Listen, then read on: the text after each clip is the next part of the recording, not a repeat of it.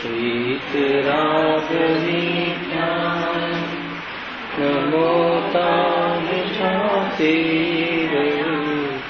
अरहंकारी महा करि मंगल करि हो महा ब्रह्मचरण सुखार जाते मिले समाज पावे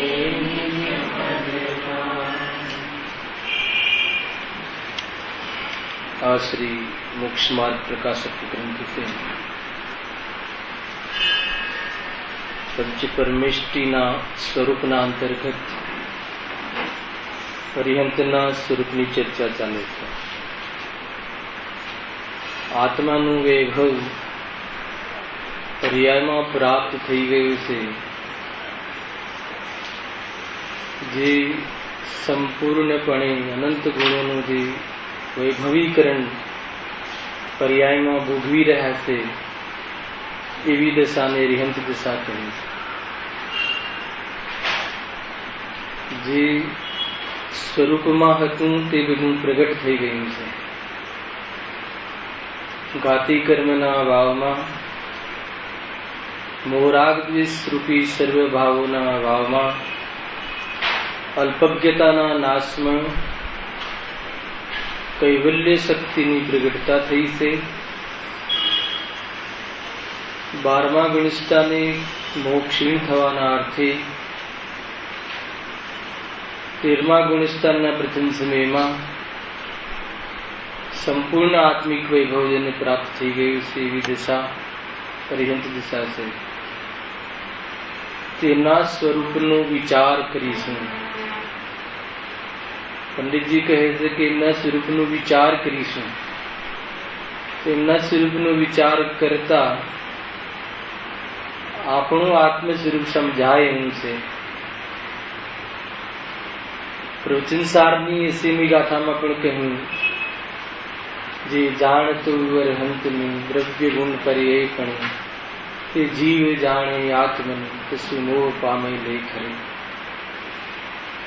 અરિહંતના સ્વરૂપને જાણવાનું કેમ કહ્યું? સર્વ આત્મા તો છે સિદ્ધ સમ. સમજ્યું? આત્મા તો સિદ્ધ સમ છે. સિદ્ધની પર્યાય જેવી છે એવા બધા આત્મા છે. સિદ્ધની પર્યાય કેવી છે? અશરીરી, કર્મથી રહી, હે ને? એવી પર્યાય જે પ્રગટ થઈ છે એવું સ્વરૂપ જીવ માત્રનું છે. પરંતુ અહીંયા અરિહંતના સ્વરૂપને સમજવાથી મોહ લય પામે છે, મોહનો નાશ થાય છે.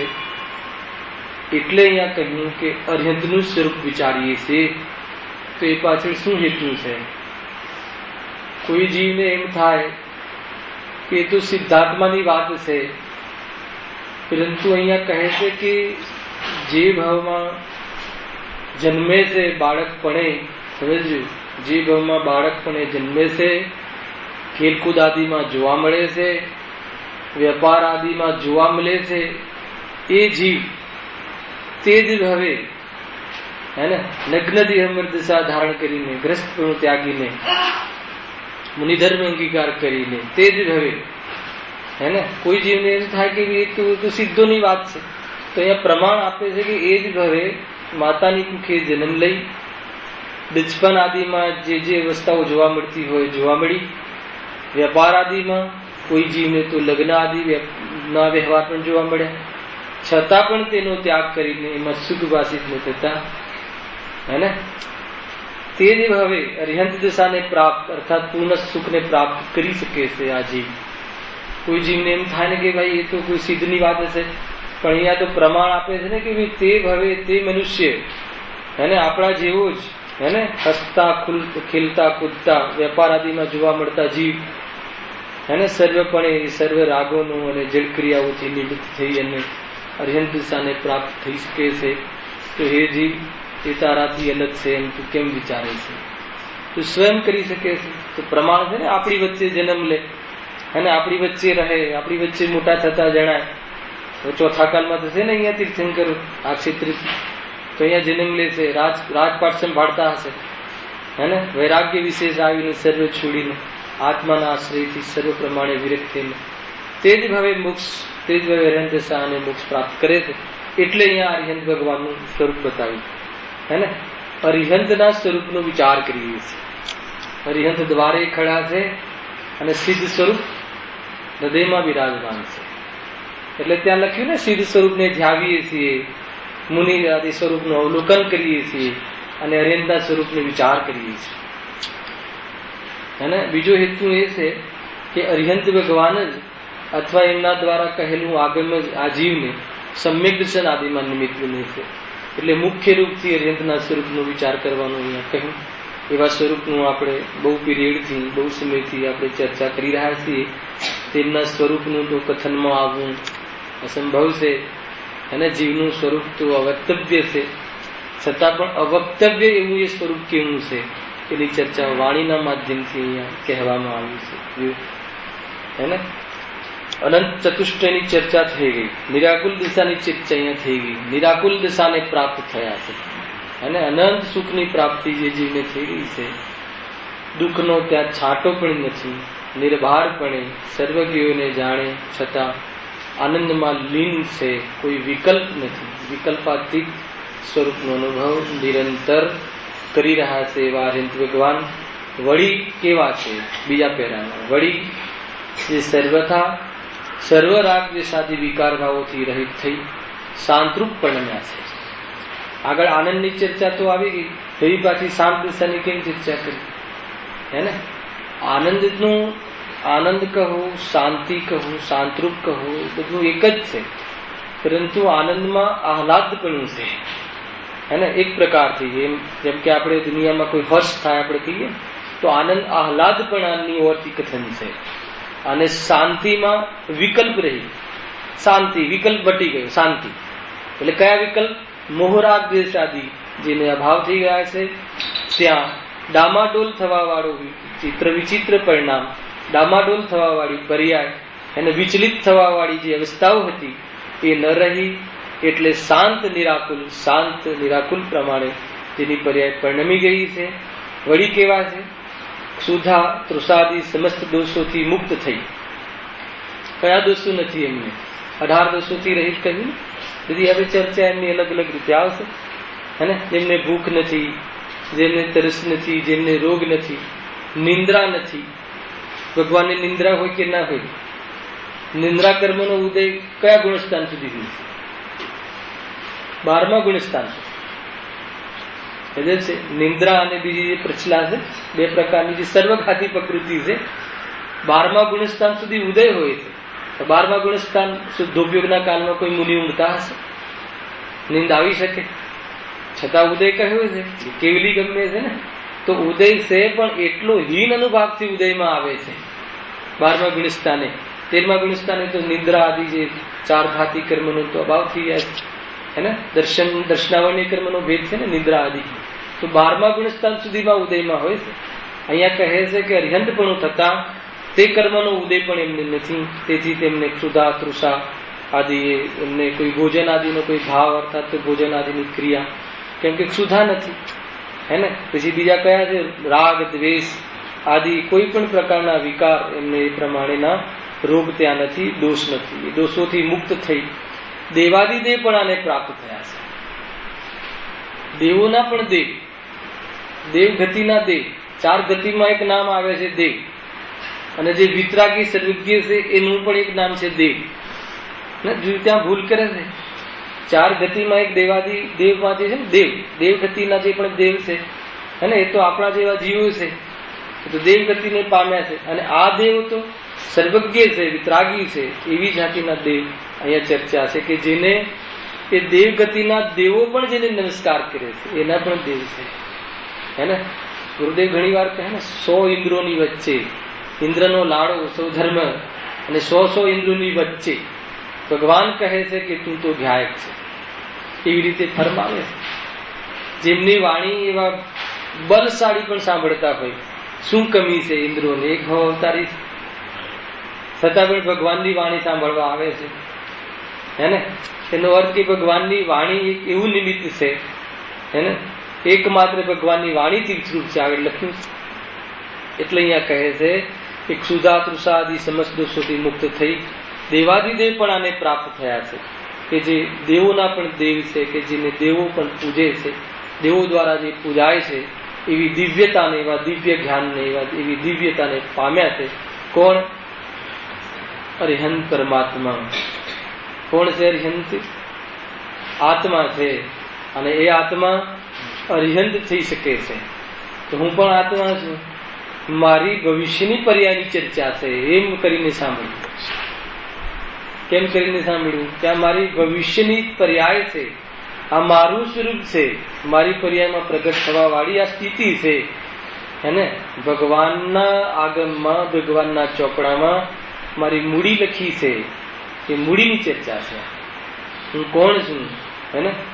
હું કેવો છું?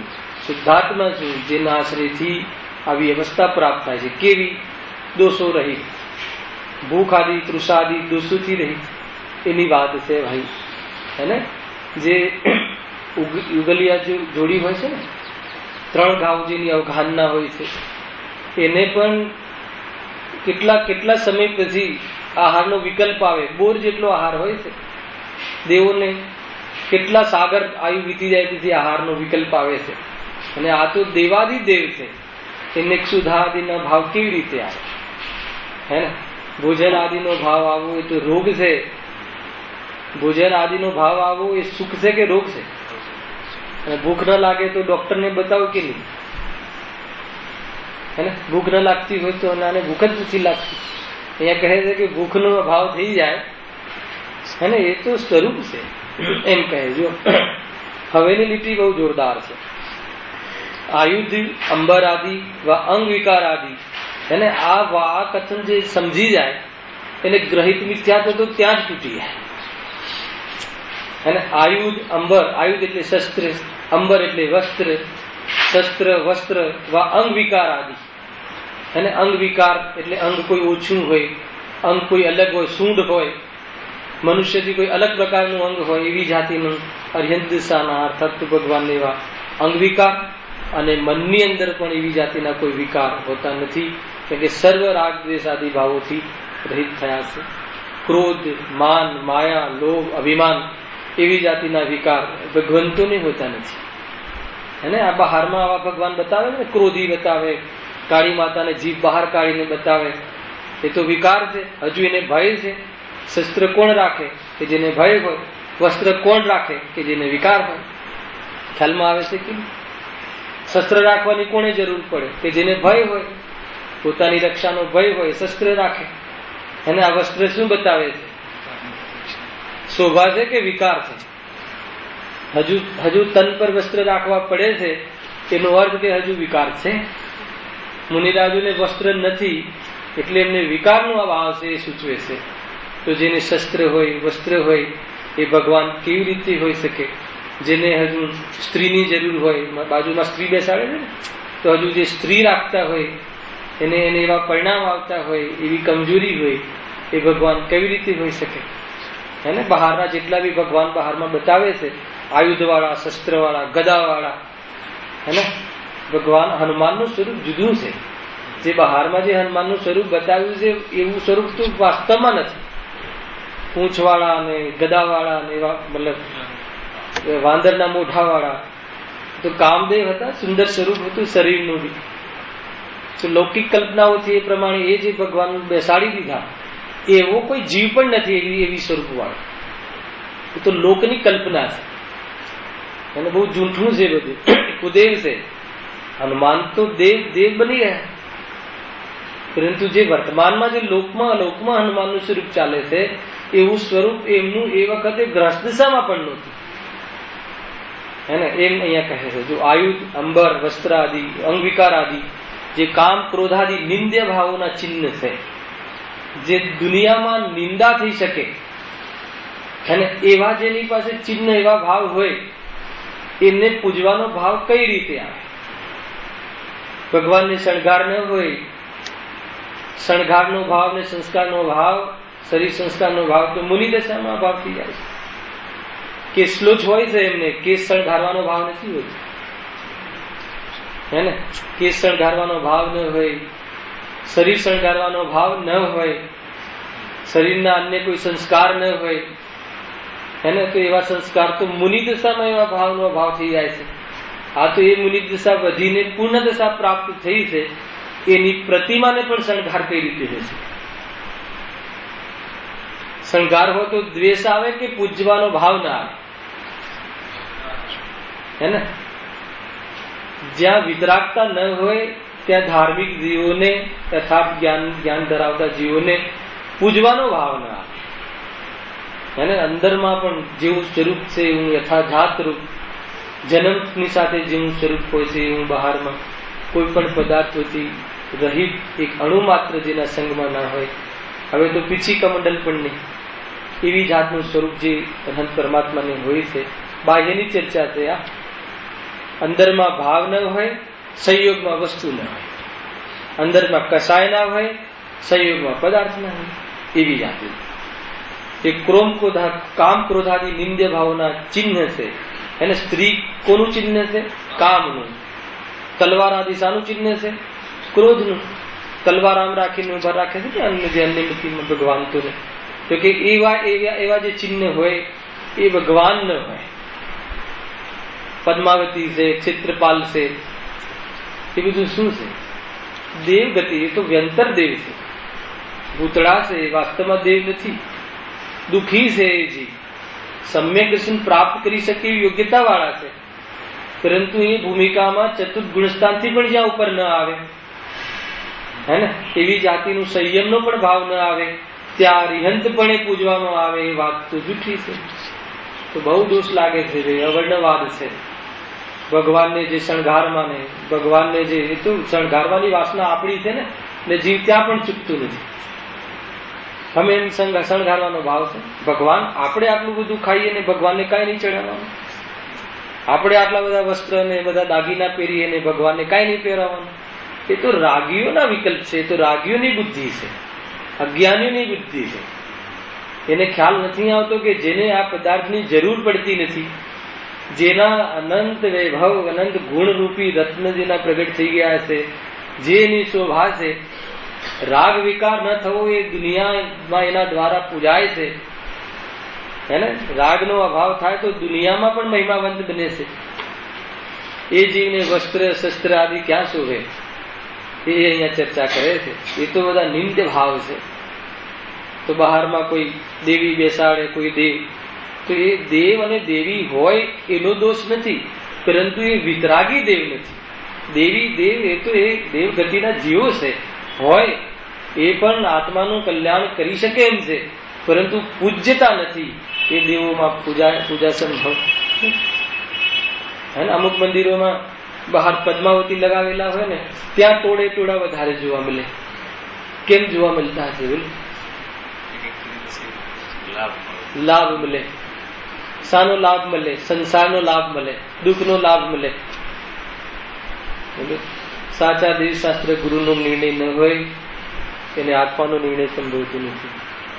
અર્યંતનું સ્વરૂપ કેવું હોય છે એ જ્યાં સુધી ખ્યાલમાં ન આવે ત્યાં સુધી આત્માના સ્વરૂપમાં પ્રવેશ પણ થતો નથી.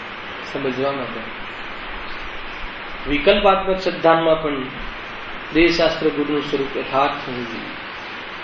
લોક વ્યવહાર ત્યારે સાચું કહેવાય. નિશ્ચય વાળો વ્યવહારની વાત અહીંયા નથી. ભગવાન મને કંઈ આપે એનો અર્થ કે ભગવાન રાગી હોવા જોઈએ. જે ભગવાનને રાગી માને છે, હે ને, ઇનડાયરેક્ટ તો રાગી માન્યા કે નહીં, તો એ અવર્ણવાદ છે, સર્વજ્ઞતાનું અપમાન છે, વિતરાગતાનું અપમાન છે. એ જીવને અર્યંતના સ્વરૂપનો ખ્યાલ નથી. પૂરા જ્ઞાન લોકમાં અર્યંતનું સ્વરૂપ પ્રતિમા જોતા જેટલા બી ચર્ચા થયા, આપણે 10 જે પ્રવચન થયા ગયા, એ આપણને ખ્યાલમાં આવી જવું જોઈએ, જ્ઞાનમાં ફરી જવું જોઈએ. એવું સ્વરૂપ છે કે કામ ક્રોધાદી નિંદ્ય ભાવોના ચિહ્ન છે. તેથી રહિત જેનું પરમ ઔદારિક શરીર થયું છે. શરીર પણ કેવું છે? એને રોગ હોય, બેક્ટેરિયા છે, ને બેક્ટેરિયાથી રહિત થઈ ગયું છે. આજની ભાષામાં લઈએ અર્થાત એનો આવે જીવ આદિ ન રહ્યા. કેવું શરીર હોય? સ્ફટિકમય થઈ જાય છે. જે પરમ ઔદારિક શરીર હોય એના વિશ્વમાં સુંદરમાં સુંદર પરમાણુ સુગંધિત પરમાણુ જેના શરીરમાં જોડાય અને તે શરીરના આશ્રય અન્ય નિગોદિયા જીવ પણ ન રહે, હે ને, તો એવી જાતિનું જે શરીર હોય એને રોગ થાય અને એને દવા લેવી પડે એ વાત ક્યાં હોય? નહીં. આપણું આ જે શરીર છે ને, કયું શરીર છે? ઔદારિક. ઔદારિક શરીર. આપણા શરીરના આશ્રય અનેક નિગોદિયા જીવ પણ અહીંયા ભલે. આ એક જીવ એનો સ્વામી, એક આ શરીરનો, એ એક જીવ સ્વામી, અને આ શરીરના આશ્રય પાછા અનેક જીવ. પેલું એવી જાતિના જીવો ઉત્પન્ન થાય છે, નિરંતર ઉત્પન્ન થાય છે. એટલે મુનિરાજ શરીરને બહુ હલાવતા નથી. જીવો પર કેવી કરુણા! એકેન્દ્રિય જીવ આદિ પણ હણાય એવી જાતિની બાહ્યમાં પ્રવૃત્તિ નહીં, ન ચાલતા એમની ભૂમિકામાં આવવા વાળો રાગ આવે, યાત્રા આદિ, વિહાર આદિ, નિહાર આદિ, ભોજન આદિ આવે તો પણ ઈર્ય સમિતિ પૂર્વક આદિ એકેન્દ્રિય જીવ આદિ પણ એને હાનિ ન પહોંચે એવી જાતિના વિકલ્પમાં વિશેષ વિશુદ્ધિ સહિત પ્રવૃત્તિ જોવા મળે છે. અને એમાં ન ઈચ્છતા પણ જીવો મરતા હોવાના કારણે હર અંતર મુહૂર્તમાં સામાયિક કરે છે. ખ્યાલમાં આવે છે કે કેવી જાતિનું સ્વરૂપ છે મુનિરાજનું તો. અને એ મુનિની પૂર્ણ અવસ્થા એ અરિહંત વિસ્તાર છે. એ અવસ્થા પ્રાપ્ત થતા અંદરમાં નિર્વિકાર થઈ જતા એ શરીરના નિમિત્તથી કોઈ જીવ મરે એવી જાતિની પણ પ્રવૃત્તિ અને એવી જાતિનું શરીર ત્યાં રહેતું નથી. એ શરીરના નિમિત્તથી કોઈ જીવ મરે એવી જાતિની પ્રવૃત્તિ અરિહંતના શરીરમાં જ્યાં હોતી નથી, ત્યાં એમને આહાર અને અન્ય પ્રકારની પ્રવૃત્તિ હોય કેમ બને? અને એ રીતે સમજવું ભાઈ. જેવું સ્વરૂપ છે એવું દેવ ગતિના દેવોને દેવ સ્વરૂપ ન માનતા વિતરાગી માનીએ તો તે દેવગતિનું અવર્ણવાદ છે. વસ્તુનું સ્વરૂપ જેવું છે એવું સમજવું બહુ મોટો દોષ છે. જબરજસ્ત આંગી કરી હોય, જબરજસ્ત હીરા ચઢાયા હોય, સર્વજ્ઞનો અવર્ણવાદ, એનાથી કયો બંધ પડે છે? દુનિયાને લાગે અમે ધર્મ કરીએ છીએ. ગુરુદેવના નિમિત્તથી એવી જાતિની પર્યાયથી આ જીવો છૂટ્યા. ભાઈ સમજ, અને કોઈ નિંદા નથી. આ તો આ સ્વરૂપ ન સમજતા જીવ આત્માને પામતો નથી. તો કરુણા કરીને આચાર્યદેવ કહે છે કે વિતરાગીઓને શણગાર ન હોય એમ અહીંયા કહે છે. અને સ્વરૂપ યથાર્થ સમજમાં નહીં આવે તો નહીં પ્રમાણ. જેનું પરમ ઔદારિક શરીર થયું છે, જેના વચન વડે લોકમાં ધર્મથી જ પ્રવર્તે છે. ગજબની વાત છે. અહીંયા ધર્મથી જ પ્રવર્તે છે. ત્યાં એક ભાવ ખ્યાલમાં આવે છે કે જ્યાં પણ અરિહંત પરમાત્માની ચર્ચા છે ત્યાં તીર્થંકર અરિહંતની ચર્ચા છે. ખ્યાલમાં આવે કે નહીં? બધા જ અરિહંત ભગવાન તો ભગવાન છે, ખ્યાલ આવે કે નહીં? પણ બધા અરિહંત પર ભગવાન તીર્થંકર નથી.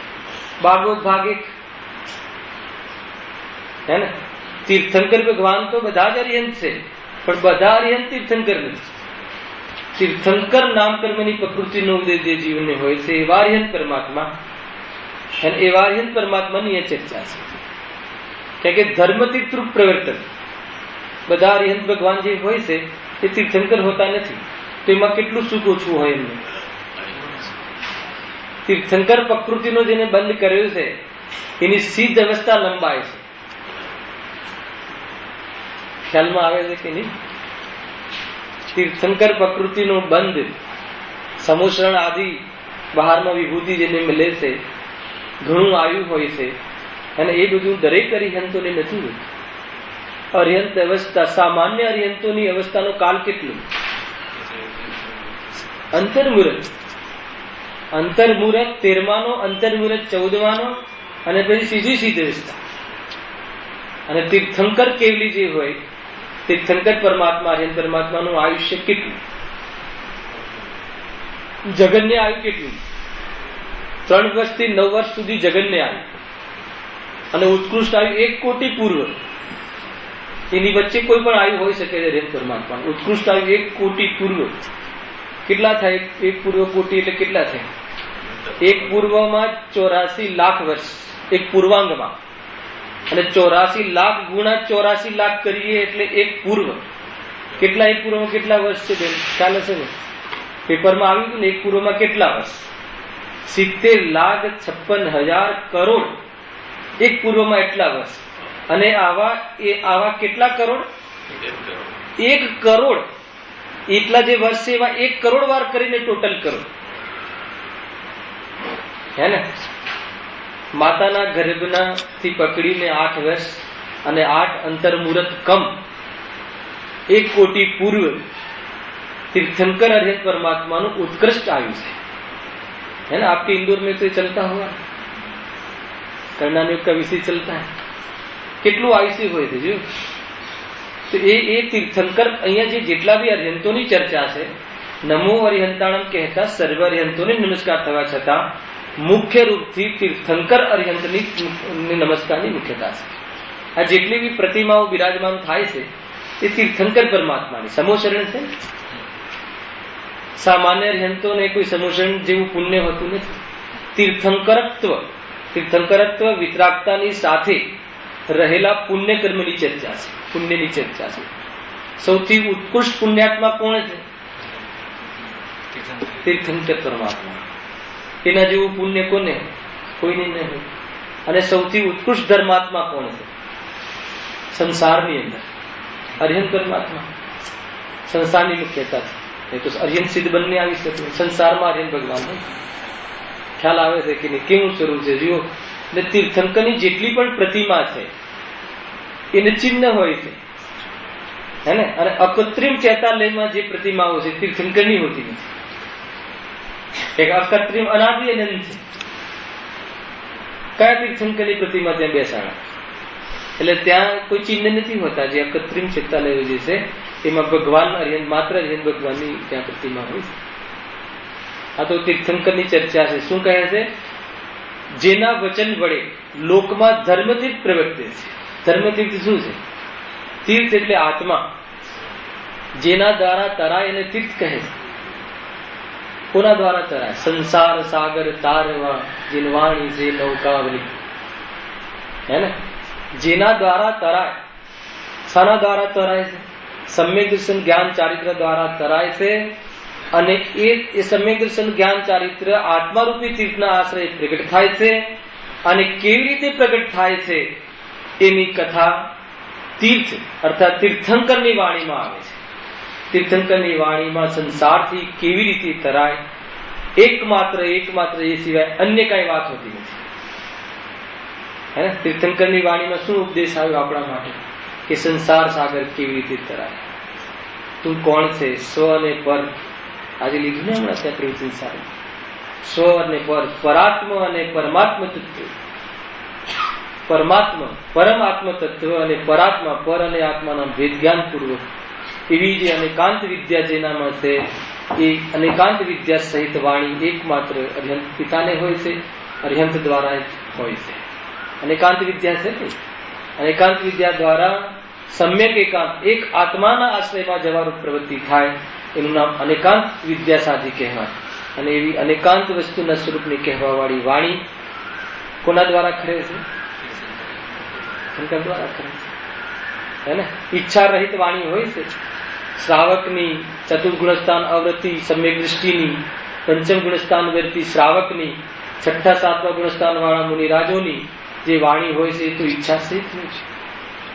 અને શુદ્ધોપયોગથી 12મા ગુણસ્થાન સુધી તો વાણી ખરતી જ નથી। અને 13મા ગુણસ્થાને જયારે વાણી ખરે છે ઈચ્છા રહિત, પૂર્વ બાંધેલા કર્મ અને વર્તમાન વાણીની યોગ્યતાથી સર્વાંગ, હે ને? એ દિવ્ય ધ્વનિ ખરે છે। દિવ્ય ધ્વનિમાં એમ આવ્યું કે સર્વ જીવો ભગવાન છે, એટલું જ આવ્યું, બીજું કઈ આવ્યું છે? ભગવાનની વાણીમાં તો બધું આવે ને, પણ બધું આવે એમાં શું કહ્યું કે સર્વ છેદોને સર્વને જાણનારો તું ભગવાન આત્મા છે। આવું જાણવાનું સ્વરૂપ કોનું છે? લોકાલોકને જાણવાનું સ્વરૂપ જ્ઞાન પર્યાયનું છે, ને એવી જ્ઞાન અનંતી જ્ઞાન પર્યાયનું પિંડ એ ગાયક, એ સર્વ જીવ એ ગાયક છે। એવું વાણીમાં આવ્યું। લોકતીર્થ, લોકમાં ધર્મતીર્થ પ્રવૃત્તિ છે, અર્થાત ધર્મનું જેમાં કથન આવે એવું તીર્થરૂપી પ્રવર્તન કોને હોય છે? અર્હંત પરમાત્માને હોય છે। અર્હંત પરમાત્માની જે આ પ્રતિમા છે એ શું કહે છે? પ્રતિમાના દર્શન કરીએ છીએ, શું કહે છે? કે આત્મામાં જ સુખ છે, બીજે ક્યાંય સુખ નથી એમ કહે છે. બીજું શું કહે છે કે આ જ આત્માનું સ્વરૂપ છે. કેવું? નિર્વિકલ્પ. હે ને? ક્યાંય ચાલવું, ક્યાંય હરવું ફરવું, ક્યાંય હાથોથી વિકલ્પ કરવા, ક્યાંય આંખોથી નજર ફેરવી, એવું આત્માનું સ્વરૂપ છે નહીં. અને એ તો આત્મામાં એનો તો આ ભાવ છે, એનો આ ભાવ છે. એવા આત્માની જેને પ્રતીતિ થઈ જાય, એના પરમાણુ પણ શાંત પડી જાય. એના સંયોગમાં રહેલા પરમાણુ પણ શાંત રૂપે જે પરિણમ્યા છે. પરમાણુનો પણ એક શાંત સ્વભાવ છે, ઉદ્ધત સ્વભાવ નથી, એવા શાંત સ્વભાવી. હે ને? એ રીતે ધર્મતીર્થ પ્રવૃત્તિ છે. ધર્મતીર્થ અહીંયા તીર્થંકરની મુખ્યતાથી ચર્ચા છે. જે વડે અન્ય જીવોનું કલ્યાણ થાય છે, હે ને? સર્વ જીવોનું કલ્યાણ થાય. ભગવાનની વાણીથી સર્વ જીવોનું કલ્યાણ થાય છે કે નથી થતું? હે ને? અનેક જીવો જ્યારે આત્મામાં પ્રવર્તે છે, હિંસા રહિત થાય છે, તો દરેક જીવોને લાભ થાય છે. એની હિંસાથી બચે છે દરેક જીવ, અને પોતે પોતાના સ્વરૂપની હિંસાથી બચે છે. એવી જાતિના પ્રવૃત્તિમાં નિમિત્ત કોણ છે? અરિહંત પરમાત્મા. અરિહંતનું સ્વરૂપ જાણવાથી પોતાના સ્વરૂપનો ખ્યાલ આવે છે, જે વડે અન્ય જીવોનું કલ્યાણ થાય છે. જો દરેક અરિહંત પરમાત્મા જે છે એ સર્વજ્ઞ અને વિતરાગી તો હોય છે, પરંતુ તીર્થંકર પરમાત્મા આપ્ત જેને કહેવાય છે એ સર્વજ્ઞ, વિતરાગી અને હિતોપદેશી છે. અન્ય ભગવંતોને ઉપદેશ હોતો નથી. ઉપદેશ એકમાત્ર તીર્થંકર પરમાત્માને હોય. તો એ મોટા કે ઓલા મોટા, હે ને? આપણે તો ભાઈ વેપારી છીએ, આપણને લાભ કોનાથી થાય છે? જેનાથી લાભ થાય એના એ તો મહાન, આપણા માટે મહાન. આપણે તો અરિહંત તીર્થંકર પરમાત્માથી લાભ થાય છે. તદભી તીર્થંકર ભગવાનને નમસ્કાર કરવાથી સર્વ અરિહંતોને નમસ્કાર થઈ જાય છે. એ રીતે નમસ્કારનો અર્થ શું? પહેલા બીજા પીરિયડમાં લીધું, અનુસરવું, અનુમોદવું. હે ને? નમસ્કારનો અર્થ કે આજ પ્રમાણે સુખી થવાય છે એવો સ્વીકાર કરવો. એમ સ્વીકાર થતા જેના દ્વારા ખ્યાલ આવ્યો છે એના પ્રત્યે વગર વિકલ્પી, હે ને? વગર મતલબ કે યાદ કરે, નમવાનો ભાવ આવી જાય સહેજ, એવું અંતરંગ બહિરંગ સ્વરૂપ છે નમસ્કારનું. હા,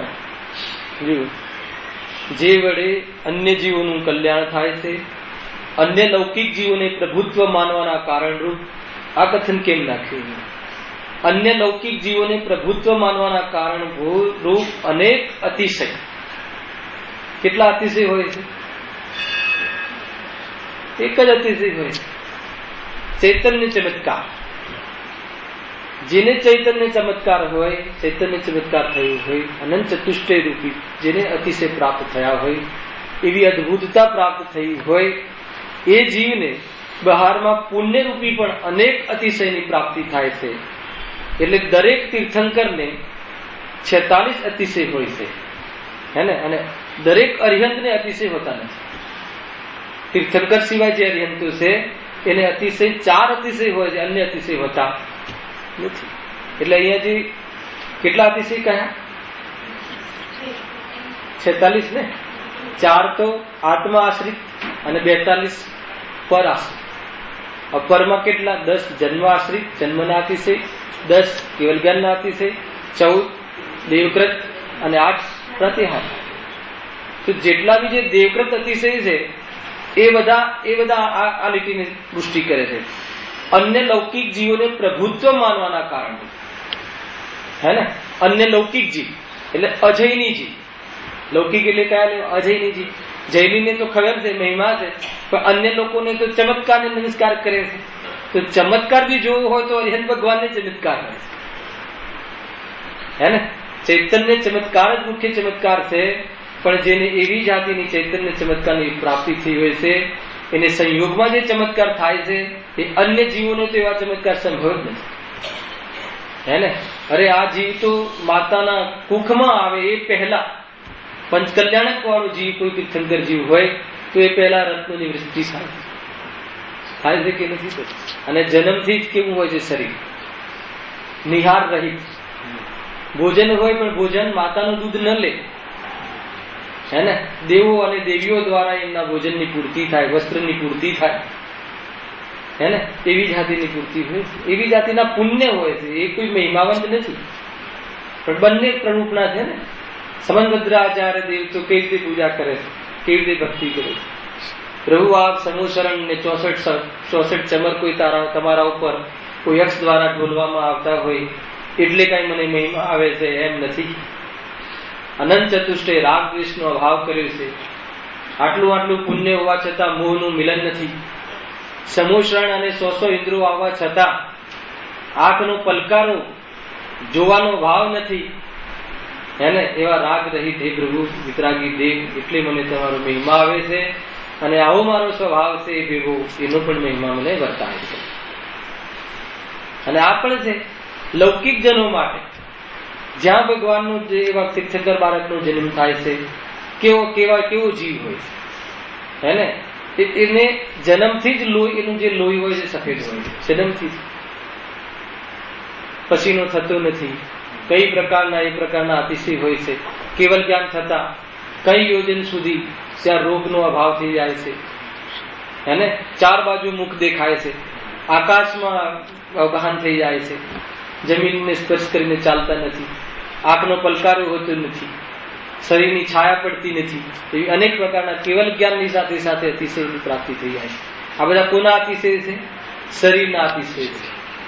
જ્યાં આવો વિતરાગી આત્મા રહે છે એના પુણ્યના આવા બહારના ઠાઠ હોય છે. કેટલા પ્રાણ હોય છે સંયુક્ત કેવલીમાં? 5 ઇન્દ્રિય અને મન બલ તો હોતું નથી. 6 પ્રાણ તો ક્યાં ભાવ થઈ ગયા 12મા ગુણસ્થાનના અંતમાં. પછી શ્વાસોશ્વાસ રહે છે. સંયોગી કેવલીને વાણી રહે છે, વચન બલ રહે છે, કાય બલ રહે છે અને આયુ રહે છે. અને 13માં માત્ર આયુ પ્રાણ રહે છે. કાયા રહે છે પણ કાય બલ રહેતું નથી. કંપનનો અસ્ત થઈ જાય છે. કાયના મતલબ એ યોગના નિમિત્તથી કાયાનો નિમિત્ત નૈમિત્તિક સંબંધ છૂટી જાય છે. શ્વાસોશ્વાસ 13માના અંતમાં છૂટી જાય છે. વચન નીકળી જાય છે. એટલે એક જ પ્રાણથી જીવે છે. કયા પ્રાણથી? આયુ પ્રાણ. 14મા ગુણસ્થાનમાં શ્વાસોશ્વાસ ન હોય તો પણ જીવ જીવે છે. અને આપણે શું સમજીએ શ્વાસોશ્વાસ ના હોય તો? 14મા ગુણસ્થાનમાં શ્વાસોશ્વાસ નથી હોતા. કાય બલ પણ હોતું નથી. એટલે કાય નામનો પ્રાણ પણ ત્યાં ન કહે. કેમ કે નિમિત્ત નૈમિત્તિક સંબંધ હોતો નથી. 5 ઇન્દ્રિયો હોવા છતાં વેપાર હોતો નથી. એમના અવલંબનથી જાણવું થતું નથી 13મા ગુણસ્થાન. અને ભાવમન તૂટી ગયું હોય છે. ભાવમન તો એમને હોતું જ નથી. પૂર્ણ જ્ઞાન આત્માના પ્રદેશ સુધી પ્રગટ થઈ ગયું છે. એટલે એક પ્રાણના અભાવ થઈને 10 પ્રાણ વ્યવહાર પ્રાણનો પણ હવે લોપ થઈને સિદ્ધવસ્થામાં માત્ર જવાવાળા છે. એવા અરિહંત પરમાત્માનું સ્વરૂપ કેવું છે એની ચર્ચા ચાલે છે.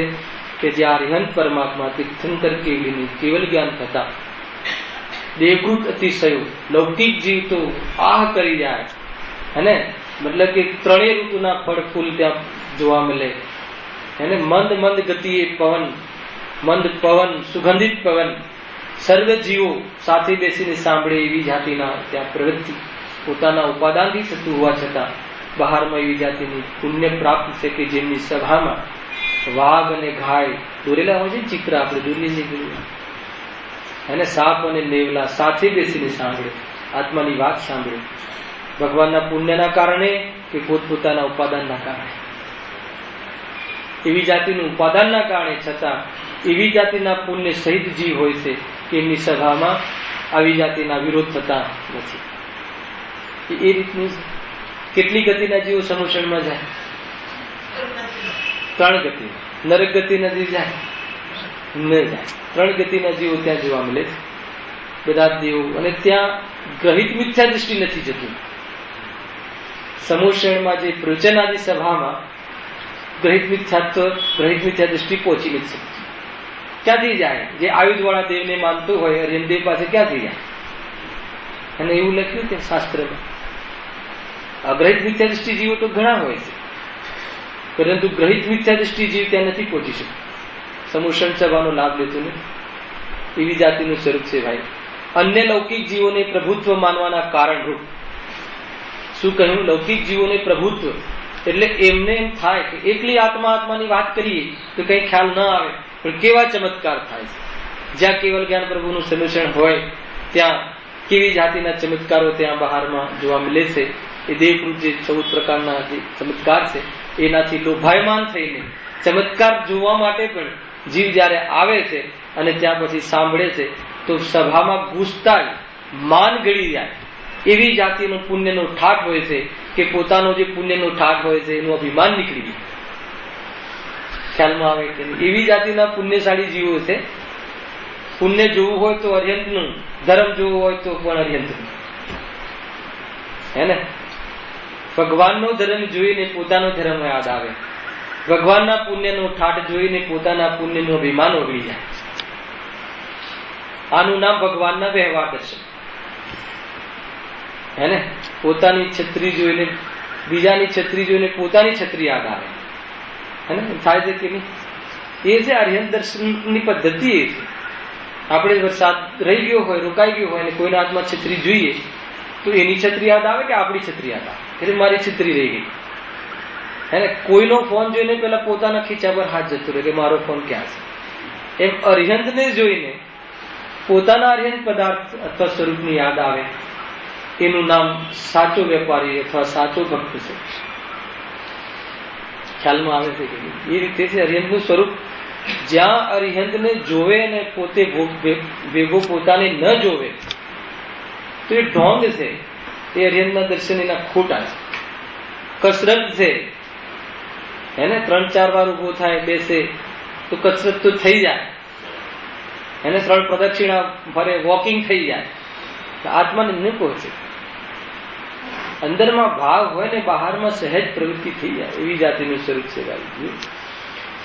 જે વડે અન્ય જીવોનું કલ્યાણ થાય છે. અન્ય લૌકિક જીવોને પ્રભુત્વ માનવાના કારણરૂપ અનેક અતિશય તથા નાના પ્રકારના વૈભવનું જેને સંયુક્તપણું હોય છે. કોને હોય છે આવું વૈભવ? અરિહંતના આત્માની સાથે તીર્થંકરત્વ રૂપે પુણ્યનો વૈભવ ઘણો હોય છે. છતાં પણ ત્યાં ભાવ મુક્ત હોવાના કારણે, ત્યાં જીવન મુક્ત હોવાના કારણે, મોહ રાગ દ્વેષનો અભાવ થઈ ગયો હોવાના કારણે એનું મિલન હોતું નથી, એ તરફનું લક્ષ્ય હોતું નથી. અરિહંત પરમાત્મા તો પોતાના આત્મામાં તન્મય છે, ઉપયોગ એકાગ્ર છે. એકાગ્ર શું? એ રૂપે સાધ્ય દશા દ્વારા અનંત ગુણોનું કેલીરૂપ પર્યાયનું સ્વરૂપ છે. આનંદમાં રહે છે. બહારનો વૈભવ તરફ લક્ષ્ય નથી. કોણ આવે છે, કોણ જાય છે, કોણ પગે લાગે છે, કોણ પગે લાગતું નથી, કોણ મને શું કહે છે, એવી જાતિનું જ્ઞાનમાં ઝલકતા હોવા છતાં એવી જાતિનો વિકલ્પ નથી આવતો કે આને આમ કહ્યું અને આમ કહ્યું. કેમ? એમ કે મૂરખ નામનો જે શબ્દ છે, અર્થાત તો ભગવાનાત્મા નામનો જે શબ્દ છે, એ મૂરખ શબ્દમાં કોણ વ્યાપક છે? અનંત પરમાણુ છે મૂરખ નામના મ નામના શબ્દમાં, પૂતગલ પરમાણુ છે. અને તે પૂતગલ પરમાણુની ઉત્પાદવય દ્રવ્યરૂપ તે પૂતગલની પર્યાય છે. મૂરખ નામના શબ્દમાં એટલું જ જાણવું અવિષ્ટ છે. તો એ મૂરખ નામના શબ્દથી તે પરમાણુના ઉત્પાદવય રૂપ તે પૂતગલ પરમાણુની પર્યાય છે. એ આત્માની નથી એમ નિર્ણય થતા મને મૂરખ કહ્યું એવી જાતિનું ત્યાં વેદન, રાગનું વેદન, દ્વેષનું વેદન થતું નથી. આમ ભગવાને જે જ્ઞાનમાં જોયેલા છે 6 પદાર્થો, એવી રીતે જેમ છે એમ જાણે, એમ જુએ, ભગવાનના સ્વરૂપને નિહાળે અને ન્યાય કરે પોતાના સ્વરૂપથી, તો ભગવાનથી ઓછો ન બને. ભગવાન બનવા સિવાય આ જીવ પાસે અન્ય કોઈ માર્ગ નથી, મજબૂરીથી કે સ્વરૂપથી. ખ્યાલમાં આવે છે કે નહીં? આ રીતે સમજવું ભાઈ. આ તો લૌકિક જીવો માટે કહ્યું કે બહારમાં જે ચમત્કાર છે ને, ચમત્કાર ને નમસ્કાર, હે ને, એવો જૈન ધર્મ નથી. પરંતુ ચમત્કાર બી જૈન ધર્મમાં જે છે એવા અન્ય જગ્યાએ નથી, હે ને. મુનિરાજ પોતાના થૂકનો એક છાંટો અગર એનો પડી જાય શરીર પર તો કોડ નીકળી જાય એવી જાતિના એના સંપર્કમાં રહેલા શરીરની અને થૂંકની સ્થિતિ છે. એવી જાતિના રુદ્ધિધારી મુનિરાજ હોય છે. છતાં કહે છે કે એ તો પૂતગલનો ચમત્કાર છે, ચૈતન્યનો ચમત્કાર નથી. એવી જાતિના સ્થિતિને, પૂતગલની સ્થિતિને ચૈતન્ય જાણે, એ જાણે છતાં જાણવા રૂપે રહીને આનંદ કરે આત્માનો, એનું નામ ચૈતન્ય ચમત્કાર છે. આવા ચૈતન્ય ચમત્કારથી સંયુક્ત પરમાત્મા એની પૂર્વમાં પુણ્ય બંધાયેલી પ્રકૃતિના ઉદયમાં અનેક પ્રકારના સંયોગોથી, વૈભવથી યુક્ત અરિહંત તીર્થંકર કેવલી જોવા મળે છે. બીજા 8 પ્રાતિહાર્યમાં શું હોય છે? અશોક વૃક્ષ, અશોક વૃક્ષ હોય છે ને, તો એ વૃક્ષને જોતા શોક ન રહે એવી જાતિના ત્યાં વર્ણન આવે છે. જ્યાં ભગવાનની સભામાં શોક નામનું કોઈ ચિહ્ન જ ના હોય અને કરુણા હોય, ત્યાં કરુણા એ પણ અતિશય છે. જીવોને એકબીજા પર કરુણા જ આવે એવી જાતિની પોતાની યોગ્યતાથી જીવોમાં પંડમન થઈ જાય. એક કરુણા નામનો અતિશય છે, એક અકરુણા નામનો પણ અતિશય કહ્યું છે પ્રવચન સારું હે ને. અહીંયા અકરુણા એટલે કોઈની કરુણાથી કોઈનું કલ્યાણ થતું નથી, એટલે કરુણાથી ભિન્ન એવી અકરુણા નામનો જે અતિશય છે કે સ્વયં પોતે પોતાના પર કરુણા કરે તો આત્મકલ્યાણ થઈ જાય તેવી જાતિનું ત્યાં અતિશય હોય. અને કરુણા અનેક જીવો પ્રત્યે કરુણા જ જન્મે હે ને. આપણે આ પેલી શિબિરો હોય છે ને, તો પેલી બેગ મૂકીને જાય, જગ્યા રોકી દે. ભગવાનની સભામાં એવું ના. અરે એ જીવ પણ સાંભળવા આવ્યો છે, જે પહેલા આવે, જે પહેલું બેસે, ખ્યાલમાં આવે છે કે નહીં? અને હવે તો આપણે ખુરશીઓ ઉપર ઓલું મૂકી દે છે, શું કહેવાય, શાસ્ત્ર. નેપકિન મૂકે તો હજુ ઠીક છે, શાસ્ત્ર મૂકી દે. એ જીવને દેવશાસ્ત્ર ગુરુની ખબર નથી, અવિનય છે. બહુ જ મજબૂરી હોય છે ત્યારે જીવ ખુરશીમાં બેસે છે. ન બેસવું એવું કઈ નથી. ન બેસાય એવું હોય તો ખુરશીનો ઉપયોગ કરીને પણ સાંભળવું, એવું સ્વરૂપ છે ભાઈ. જો એ અહીંયા કહે છે કે અહીંયા તો કરુણા આવવી જોઈએ કે આ જીવ સાંભળવા આવ્યો છે એ પણ સાંભળે. એવી જાતિની ત્યાં કરુણા ભાવ સમુશ્રણમાં ભગવાનનું પુણ્ય એવું હોય. ગુરુદેવનું પુણ્ય પણ કઈ અજબ ગજબનું હતું હે ને. એમાં પણ ચમત્કારની વાત બહુ ચાલતી હતી લાકડીમાં. ગુરુદેવ ચૈતન્ય ચમત્કારને પામેલા હતા. એ જે કોઈ બહારના ચમત્કારથી કઈ આકર્ષિત થાય એવી જાતનું દ્રવ્ય નહોતું. અને લોકો કહે કે એમની પાસે જે લાકડી છે, ગુરુદેવને પૂછ્યું હતું ઇન્ટરવ્યુમાં કે હે ગુરુદેવ, તમારી પાસે જે આ લાકડી છે એમાં એવો કયો જાદુ છે કે તમારી સભામાં જે આવે એ બધા પૈસાવાળા થઈ જાય? ખ્યાલ આવે કે નહીં? ગુરુદેવ તો કહે છે કે પૈસામાં સુખ નથી, અમે સમજાવીએ છીએ. અને જેની કસાય મંદ પડે એને બહારમાં એવી જાતિનો પુણ્યનો ઉદય આવી જાય. તેથી શું સ્વાભાવિક છે. સ્વાધ્યાયમાં ઉપયોગની સૂક્ષ્મતા એટલી થાય છે કે બહારના રાગાદી એટલા હીન થઈ જાય છે અને એમાં પુણ્ય બંધાય છે. અને એવી જાતિના પુણ્યમાં એમાં કોઈ એવી જાતિની ઓછી સ્થિતિ અને અનુભાગ બંધવાળું હોય તો એ જ ભાવમાં ઉદયમાં આવી જાય. એમાં ક્યાં તકલીફ છે? પ્રતિકૂળતાઓ ફરી જાય છે, અનુકૂળતાઓ થઈ જાય છે હે ને. કોઈ જે એવો પ્રયાસ કરે પ્રતિકૂળતાને અનુકૂળતામાં ફેરવવામાં તો એને પાપ બંધ, પુણ્ય બંધ થતો નથી પણ પાપ બંધ થાય છે. કોઈ કહે કે આ સારું, સ્વાધ્યાયમાં બેસવું, એટલો સૂક્ષ્મ ઉપયોગ કરવો કે જેથી બહારની પ્રતિકૂળતાઓ અનુકૂળતામાં થઈ જાય. એમ નથી. ઈમાનદારીથી આત્માને સાંભળે, મારું સ્વરૂપ શું છે, અરે હું તો આ છું, હું ક્યાં વળગી રહ્યો છું, એવી જાતિના અનેક ભાવ સાથે ચાલતા હોય ત્યાં અંદરમાં એવી વિશુદ્ધિ પ્રાપ્ત થાય છે કે એવા પુણ્યના બંધ પડે છે કે બહારમાં તે જ ભાવમાં ઉદયમાં આવી શકે આબાદાકાલ સુધીને. તો બહારની પ્રતિકૂળતા અનુકૂળતામાં ફેરવાઈ જતી દેખાય છે. બહારમાં અનેક પ્રકારના સંયોગો મળે છે પણ આ જીવ આત્મામાં એટલું ઉચિતપણે આત્મામાં એક ઈમાનદારીથી અનુભવ કરતો ન હોવાના કારણે ફરી પાછો બહારમાં એવી જાતિના સંયોગોમાં અંજાઈ જાય છે અને પુણ્ય નાખેલા રોટલામાં એ એક પ્રમાણે મૂર્છિત થઈ જાય છે અને ફરી પાછો એમાં લાગી જાય છે. તે સ્વામી ઘણી વખત આ વિચાર કર્યો કે જીવ ઘણી વખત પ્રવચન સ્ટાર્ટ કરે સાંભળવાનું, આવે ત્યારે તો ઈમાનદારીથી આવે કે નહીં આ જ સાંભળવા જેવું છે, આવે અને સાંભળે અને 15-20 દિવસ પછી ગાયબ થઈ જાય, પછી જોવા જ ન મળે. એની પાછળ એક આ કારણ પણ હોય છે. કેમ કે આવે ત્યારે તો પૂરી ભાવનાથી જ આવે, ત્યારે આત્માની વાત છે, કેટલી સુંદર વાત છે. કેમ કે નહીં તો આ વાતમાં બીજું શું રસથી આવે? અહીંયા તો બધી છોડાવવાની વાત છે અથવા છૂટું છે, તારું છે જ નહીં, તું કરી શકતો જ નથી એવું સમજાવવાનું છે. પણ એવા રસથી આવે છે કે આ વાત સત્ય છે અને એટલી વિશુદ્ધિ કરે છે અને એ એટલી એવી જાતિની ઈમાનદારી નથી હોતી એટલે અલ્પ સ્થિતિ અને અલ્પ અનુભાગ વાળો એને પુણ્યનો બંધ થાય છે. અને તે જ ભાવમાં આબાદા કાલ પછી બીજા દિવસે પણ ઉદયમાં આવી જાય. એ ઓછી સ્થિતિ વાળો બંધ હોય, આવે એટલે વળી પાછો બહુ ઓર્ડરો મળે ને બહુ બહારમાં અનુકૂળતા મળે એટલે પછી ખોવાઈ જાય કે હવે આપણે તો આ બધું મળ્યું છે. કેમ કે અંદરની ભાવનાથી તો એને એ જ ગમતું હોય.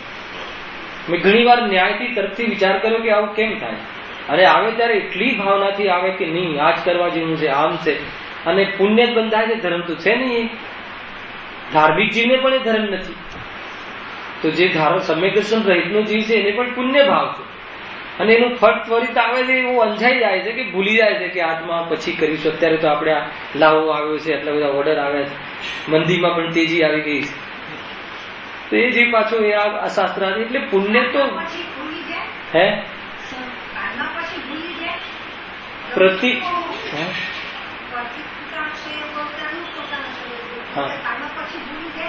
ભૂલી જાય કોઈ સંયોગોથી નહીં, અંજાઈ જાય છે એટલે ભૂલી જાય. કેમ કે એને એવી જાતિની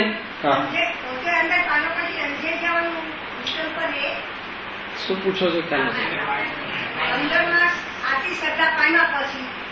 સાચી શ્રદ્ધા પામેલી તો વાત જ ક્યાં છે, જેને પ્રતિ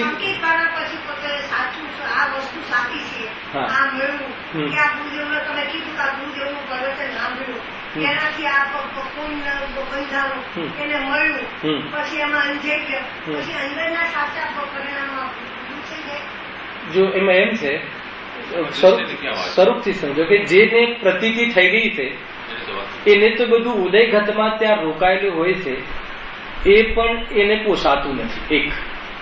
અને આ તો એકદમ ન્યૂકમર્સ જીવ આવે છે અને આત્માની વાત ઓઘે ઓઘે ગમવા લાગી છે અને વિશુદ્ધિથી સાંભળે છે, તો બહારમાં પુણ્યના એવા પોટલા મળી જાય છે કે એમાં અંજાઈ જાય છે.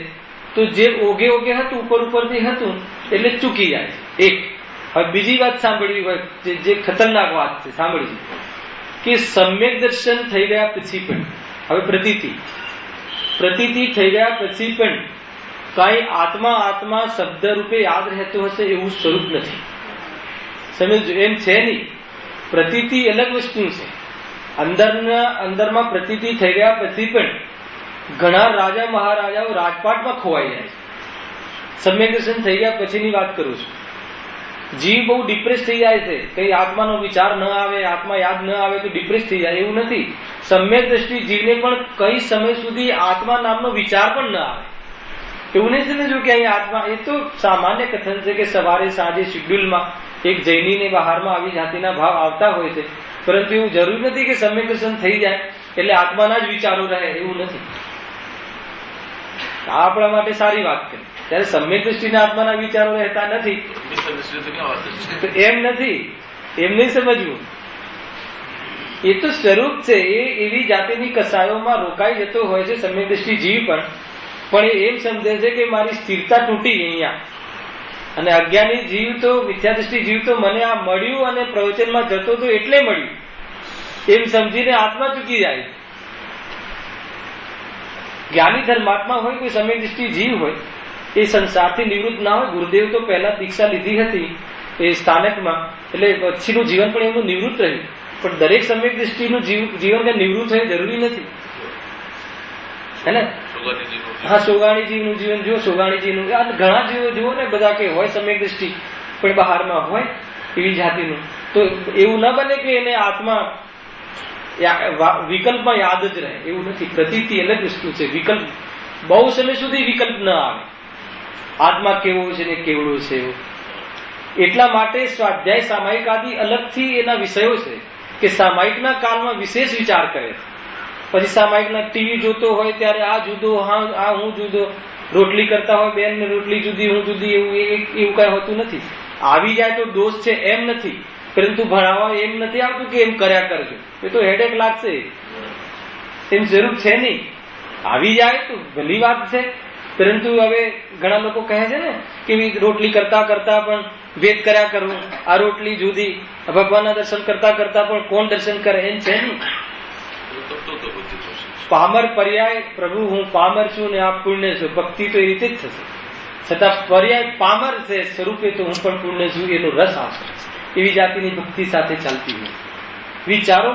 વિચારોની સાથે સંબંધ નથી. એટલા માટે સામાયિકના અને દર્શનના અલગ અલગ પ્રકારના બે ટાઈમ રાખ્યા કે સવાર સાંજ, કે વાસનાકાલ છે ને, જીવ સવારે મંદિર આવે ને પછી એવી જાતિનો ઓતપ્રોત થઈ જાય છે તો બુદ્ધિપૂર્વક સાંજના પાછા દર્શનનો એક વ્યવહાર ગોઠવવામાં આવ્યો કે તે આવીને વિચાર કરે. જ્ઞાની ધર્માત્માની વાત કરું છું જયેશભાઈ, જરૂરી નથી જ્ઞાની ધર્માત્માને પણ દિવસ દરમિયાન બધું યાદ જ રહે, એવું કાંઈ છે જ નહીં. બહુ સહજનો ધંધો છે આ, તો સહજતાનો માર્ગ છે. હેડેક નહીં લાવવું, ડિપ્રેસ નહીં થવું. લોકો સમજતા નથી, ડિપ્રેસ થઈ જાય હે ને. અને નાના નાના ગ્રુપોમાં એવી જાતિનું શીખવાડે છે કે તમારે આમ કર્યા કરવું, આમ કર્યા કરવું, અને એમ કર્યા કરવામાં મન લાગતું નથી. ન રોટલી સુધરે કે ન ભાવ સુધરે, જીવ ડિપ્રેસ થઈ જાય.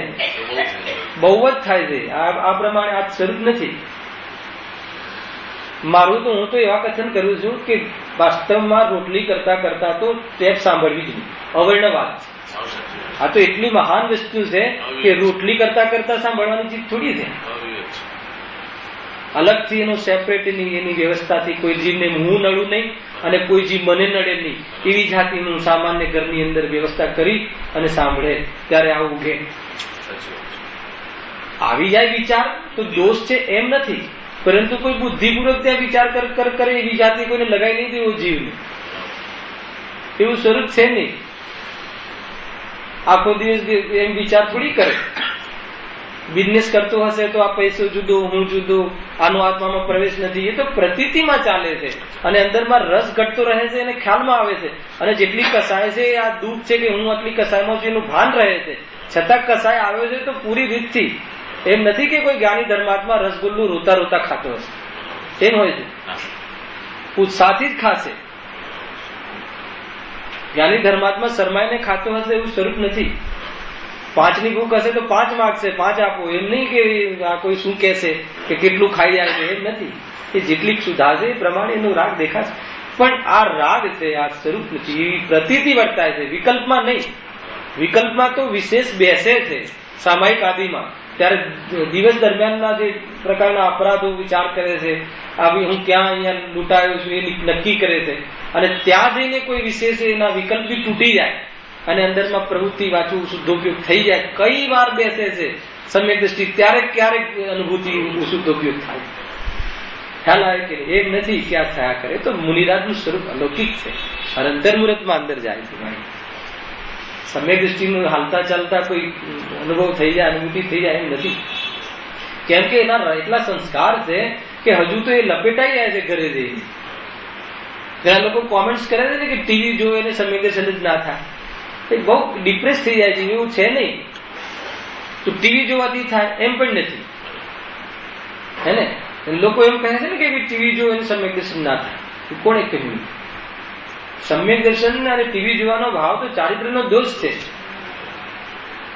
અને સમ્યક દર્શન આખી વાત અલગ છે. જેનો કોઈ એવો અહીંયાથી એવો અર્થ નહીં લેતા કે જોઉં. એ સમયમાં એટલો સમય આપણો જે સ્થિરતાનો ગયો એ ખેદરૂપ ભાવ છે, પરંતુ સહન ન થાય બહારનો એ કસાય ન રોકાય તો એ જાતિની પ્રવૃત્તિ વર્તવા યોગ્ય છે. શ્રીમદજી તો એમ લગે, ભૂખ લાગે તો ભોજન કરવા વર્તવા યોગ્ય છે, ભોગ પરિણામ આવે તો લગ્ન કરવા યોગ્ય છે.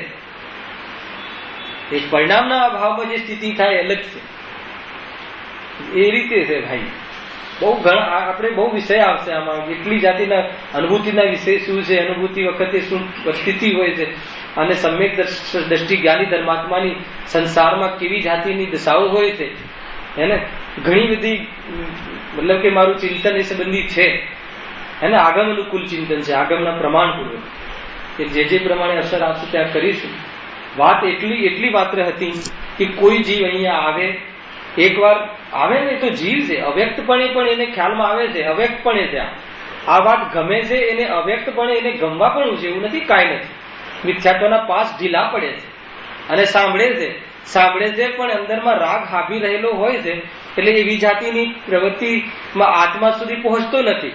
અને પુણ્ય તો તરત ઉદયમાં દેખાય છે તો અંજાઈ જાય છે, અને અંદરમાં સંસ્કાર હોય છે ઉર્ધ્વ થઈ જાય છે, તો ખોવાઈ જાય છે. અધિકાંશ જીવો સળંગપણે જોવા મળતા નથી, અને કોઈ કહે સળંગપણે જોવા મળે એ પણ કોઈ ધર્મનું લક્ષણ નથી. 40 વર્ષથી સોનગઢ રહીએ છીએ તેથી શું, 40 વર્ષથી સમયસાર સાંભળીએ છીએ તેથી શું, ગુરુદેવ કહે છે કે એ કોઈ આત્મા સંવેદનશીલ થવાનું લક્ષણ નથી. ખ્યાલ આવે છે કે નહીં? હે ગુરુદેવ ને 45 વર્ષથી સાંભળ્યા છે, તો તેથી શું આત્માનો અનુભૂતિ છે નથી શું છે તમારી પાસે? એમને કહ્યું એ પ્રમાણે પડમન છે કે નહીં? હે ને ગુરુદેવ જે ચાહતા હતા એ છે કે નહીં? મૂળ વાત એ છે, બહારમાં ન નાસ્તીમાં આવીને સ્વચ્છંદ થઈ જવું અને ન અસ્થિમાં હઠ કરવી. ન તો આ સ્વચ્છંદનો માર્ગ છે કે ન તો આ હઠનો માર્ગ છે, સહજતાનો માર્ગ છે. આત્મા સહજ છે, વસ્તુ સ્વરૂપ સહજ છે. જ્યાં આત્માની ખ્યાલ આવે તો અંદરમાં ગતિ અર્થાત તો એ રીતે પરિણતિ ચાલુ થઈ જાય છે. મિથ્યાત્વના પાસ ઢીલા પડે છે, વારંવાર જીન વચનોના સંપર્કમાં રહે છે, અંદરમાં કેળવાય છે અને વિકલ્પાતીત થઈને ક્યારેક ક્ષણની અનુભૂતિ કરી અને આત્માનો અનુભવ કરે છે. પૂર્ણતા ન થાય ત્યાં સુધી દેવશાસ્ત્ર ગુરુના શરણમાં પણ જોવામાં આવે છે. એવી જબરદસ્ત ચર્ચા છે. અરિહંતના સ્વરૂપની ચર્ચા કુલ મુખ્ય રૂપે ઘણી પૂરી થઈ. હવે આવતીકાલે અરિહંતનું સ્વરૂપ જેટલું બાકી છે અને સિદ્ધના સ્વરૂપની ચર્ચા આપણે કાલે આગળ